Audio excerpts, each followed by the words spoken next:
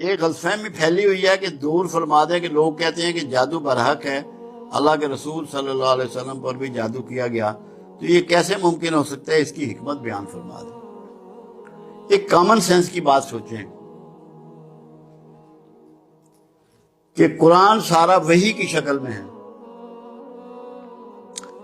اور وحی اللہ کے رسول کے دل و دماغ پہ اترتی ہے۔ اللہ کا رسول حق ہے اور جادو باطل ہے۔ جادو باطل کو کہتے ہیں، باطل میں نے جھوٹ۔ تو کیا حق پر جھوٹ غالب آ سکتا ہے؟ اگر اللہ کے رسول پر حق پر غالب آ جائے جھوٹ، تو وحی کی تصدیق کیسے کریں گے؟ وحی مشکوک نہ ہو جائے گی؟ یہ ذرا سمجھنا ہے۔ اللہ کے رسول پر جادو کی اٹیمپٹ کی گئی، کیوں؟ تاکہ موضعتین اتاری جائیں، امت کو پتہ ہو کہ جب یہ یہودی کیونکہ ماسٹر ہیں جادو کے، مشرکین ہندو جو ہیں جادو کے ماسٹر ہیں، ان سے تم نے بچاؤ کیسے کرنا ہے۔ بچاؤ کا راستہ امت کو سکھانے کے لیے، محفوظ کرنے کے لیے اس کو ایک بطور مثال بنایا گیا۔ رسول اللہ پہ کوئی جادو نہیں کر سکتا، حق پر کبھی باطل غالب نہیں آ سکتا۔ اللہ کے رسول بت گرا رہے ہیں کعبے میں اور فرما رہے ہیں حق آ گیا۔ کون ہے حق؟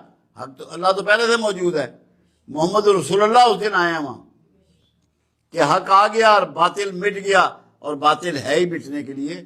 ہر باطل جادو ہے، ہر جھوٹ جادو ہے، اس کی کوئی وقت نہیں، اس کی کوئی ویلیو نہیں۔ اللہ کے رسول نے واضح فرما دیا۔ پوچھا گیا کہ جادوگر کیا کر سکتا ہے؟ فرمایا میاں بیوی میں اختلاف ڈلوا سکتا ہے، نہ کسی کی موت لا سکتا ہے، نہ بیماری لا سکتا ہے، نہ اولاد روک سکتا ہے، نہ روزگار روک سکتا ہے، کچھ بھی نہیں کر سکتا، غلط فہمیاں پیدا کر سکتا ہے۔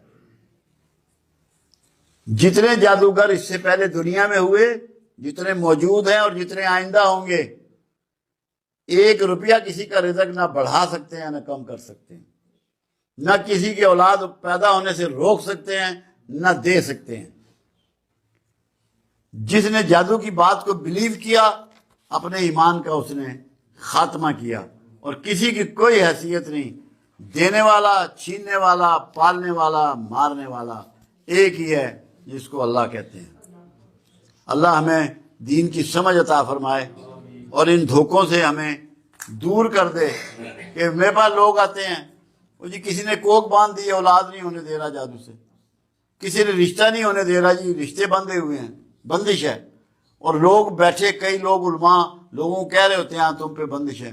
اللہ ان علماء پہ رحم فرمائے اور انہیں دین کی سمجھ عطا فرمائے۔ یہ سب اللہ کا اختیار ہے۔ اللہ کا اختیار کوئی مخلوق کیسے حاصل کر سکتی ہے؟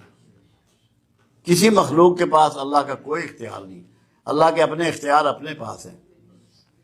دعائیں، التجائیں، صدقات جس کے چاہے قبول کرے، وہ مالک ہے، خالق ہے۔